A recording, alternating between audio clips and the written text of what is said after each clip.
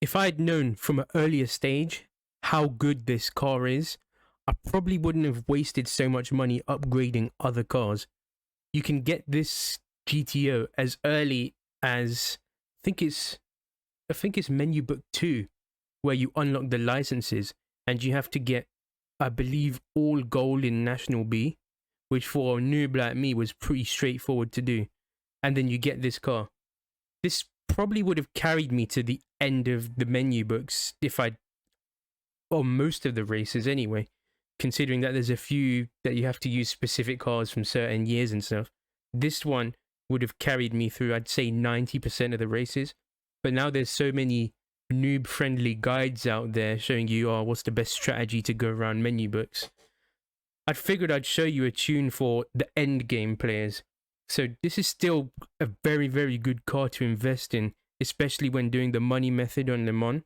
I know after 1.15 there's a new Sardina, I think that's how you pronounce it, Sardina money method, which I'll try and find some good cars to use in that. But this car, I believe, is the best for the Le Mans method because you get it from such an early stage for free, and it hooks up so well and it drives so nicely. So we'll go over to the tuning shop. I'll show you what parts I've installed. Then I'll show you the tune, and then obviously go to the track. I'll do one of those one lap things that I did on the last video for the A45. So let's get into it. So before I go through the parts, I just want to mention really quickly that some of the parts we would have bought, but then we uninstalled them for the tune. So you'd probably want to use all of the parts, obviously, if you want to max this out. But for the 700 performance points tune, as you can see at the top, 699.86, you'd want to uninstall some of the parts. But we'll buy them anyway. They're not too much in terms of price anyway.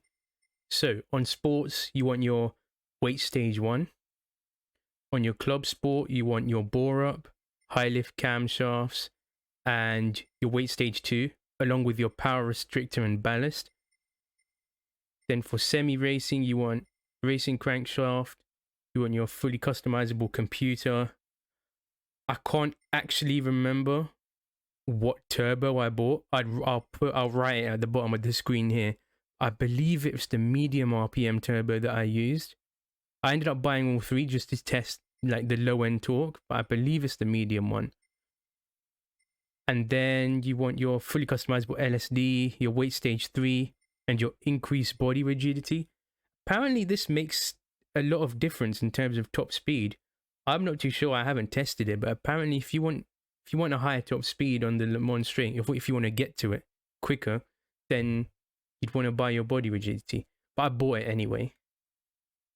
And then for your racing parts, you want stroke up, engine balance tuning, polished ports. I bought anti-lag, but I turned it off because it affects fuel economy.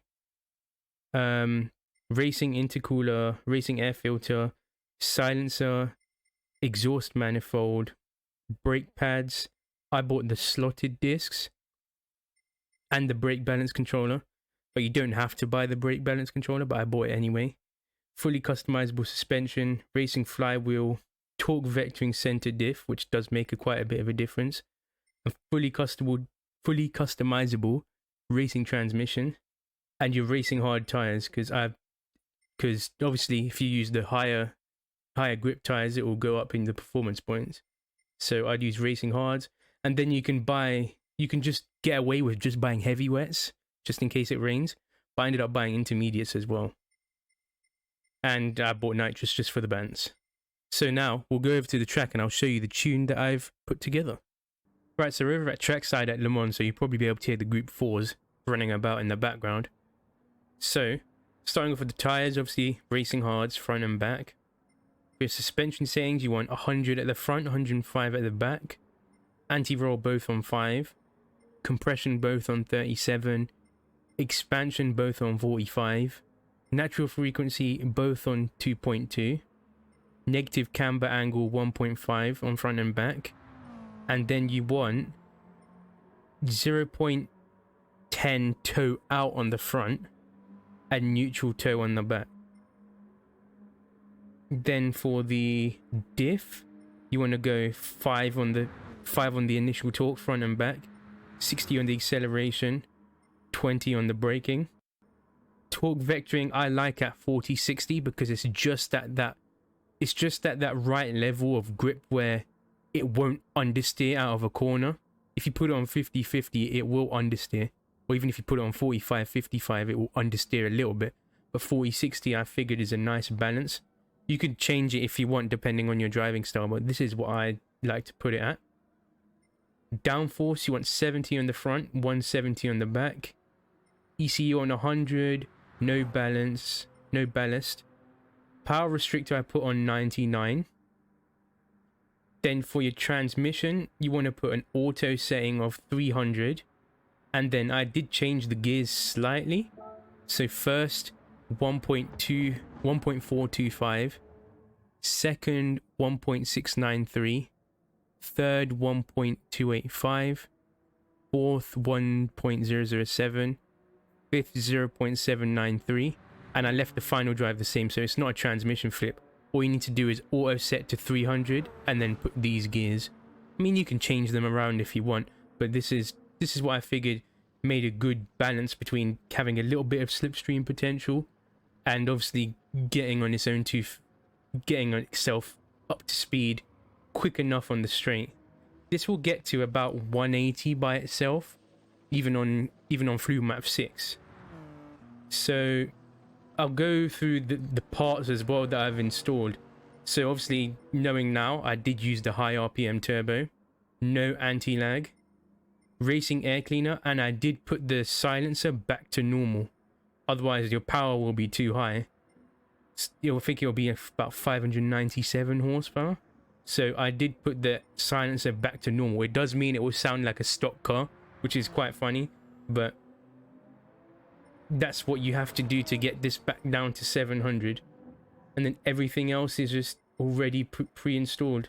Obviously, you've got your engine parts and your body parts, which you can't uninstall unless you change the engine and the body. And now let's take it out on a lap and I'll show you what it's like to drive. So we'll back out from there. It's recalculating performance because I've changed one part and put it back. So obviously you can't use the mediums or softs because it'll take the PP over 700. And we'll take it on a flying lap.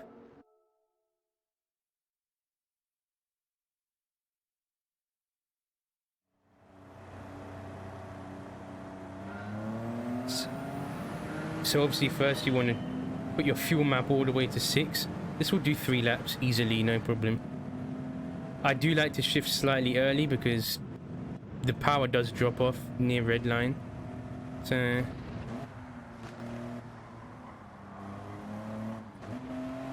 and this will overtake them all by middle of lap 2 easily. And usually for me, lap 3 is where the trouble starts happening in terms of where you need to scroll through and look at your weather radar to see if it's going to start pissing down with rain or not. But usually you'll be able to tell just by looking at the clouds and seeing, oh, there might be a bit of rain coming towards us. Or like sometimes it just menacingly just sits on the side of the track and doesn't actually rain. So you're on constant alert thinking you're going to get caught out on slicks in the middle of the track, sliding about like an ice skater.